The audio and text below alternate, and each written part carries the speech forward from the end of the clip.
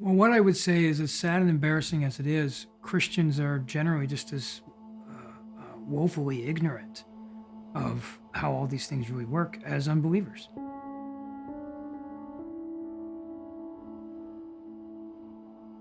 right? They're just as childishly as naive and ignorant of how politics and the law actually really work. And it's sad because a people that lack knowledge are easier to control, right? The less knowledge you have, the less intelligence you have, the less awareness and wisdom you have, the easier you are to trick, the easier you are to control. And that's what we see in Canada, whether it's Christians or non-Christians. Unfortunately, I can make no distinction between the knowledge and critical thinking skills and wisdom of Christians as opposed to non-Christians. So I would say, everything I say applies across the board here. Amongst Canadians, there's an egregious lack of understanding of how things really work. And I think this harkens back to our cultural averseness to discussing ideas and difficult things, right? I mean, for whatever reason, it seems to be a taboo in Canada to discuss religion and politics, right? There's jokes about it, right? At work, we don't discuss religion and politics. At Thanksgiving dinner, we don't discuss religion and politics. I'm sorry, those are the two most important things to human existence. What you believe about politics and religion, everything flows from that, including life and death itself, right? So I'm sorry, you basically just said, I'm never going to talk about the two most important things. I'm going to be a pathetic human being that only focuses on everything that's of less importance.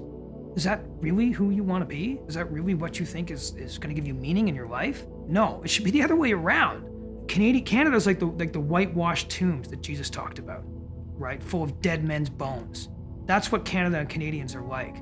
We try to look good on the surface. Meanwhile, we lack any substance, any significance on the inside. We are hollowed out. There's nothing but dead men's bones inside, right? Because we won't deal with the issues. We'd rather just put on a nice little face and be nice and not talk about what really matters. Because talking about what really matters is messy, right? Freedom, democracy, these things are messy. If you have a totalitarian society where one person's in charge of everything and enforces it through the might of the state, you can make things look good, right? Russia and China can make itself through sheer force look decent, right? But try living there. Try living in Iran. Try living in North Korea. I don't think you'll like it. So the problem with Canadians generally on a political, legal level is we just are comfortable with our ignorance, right? And I'll give you a really good example. When a judge is being appointed to the Supreme Court in the United States, the nation is paying attention. They're talking about it. They're disagreeing about it. They're fighting about it, right? It's at the core of the cultural mindset for a few weeks while it's determined who's gonna be this next person appointed to the Supreme Court, right? Because they get it. Right? They know that those 9 promoted lawyers in Washington have more control over their daily lives, over their daily freedoms than any politician ever will. They understand that because they have at least some basic knowledge about how our political and legal system work.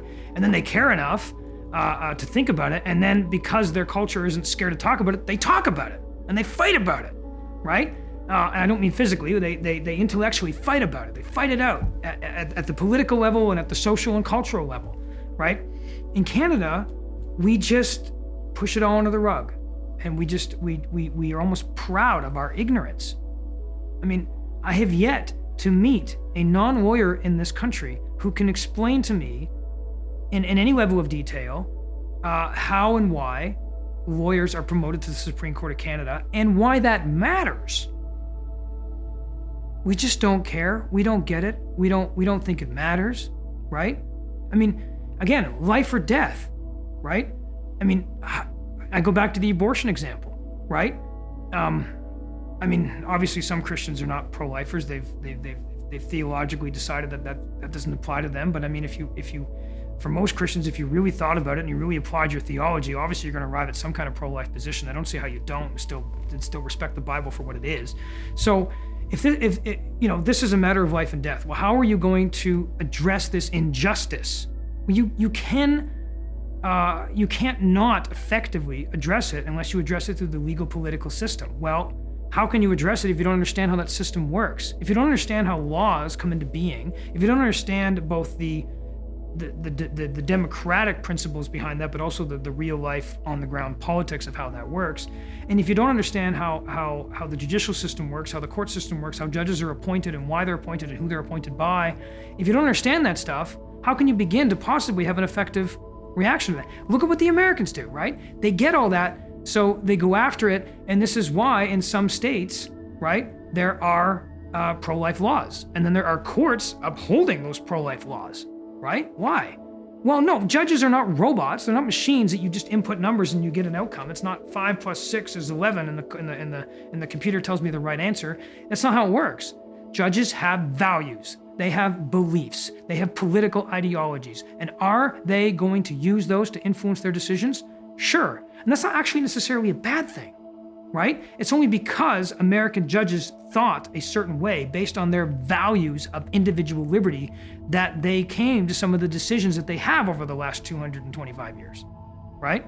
I mean, why do judges in Canada come to certain decisions when they narrow religious freedom as it's protected in the Charter? Because of their value system, right? Why do the Americans think it's good that if the Constitution doesn't morph over time, but Canadians think it's good if the Constitution is a living tree and changes over time and judges can do whatever they want with it, right?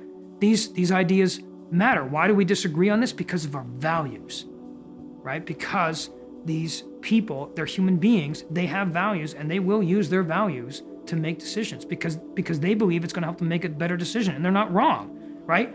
I mean, I might disagree and say that decision's not better, but that, again, that's because of my values and my beliefs about what makes the world a better place, right? I believe the world is a better place when human beings are free, and when certain morals, like murder, is implemented in a certain way. Somebody else, they think the world's a better place when, the state has lots of control, and we have this socialist society where the state pays for everything, and so they honestly think it's a better place. They honestly think that makes the world a better place, right? It's not that they're necessarily evil. Some of them are, sure, but a lot of them actually think I'm doing good. Socialism is good, and the world's going to be a better place when I implement socialism, right? And again, this goes back to the ideas, right? Is it actually a better world under socialism, or is it a better world under freedom? As messy as freedom is, because it's not perfect, that's not a utopia either, is it better, right?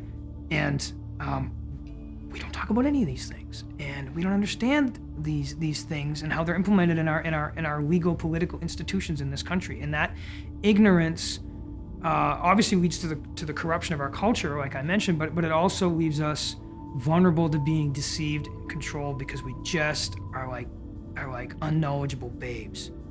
And the few who do have the knowledge are able to just pull the wool over our eyes and control us and implement whatever they want. And that's exactly what you've seen in this country for the last year and a half.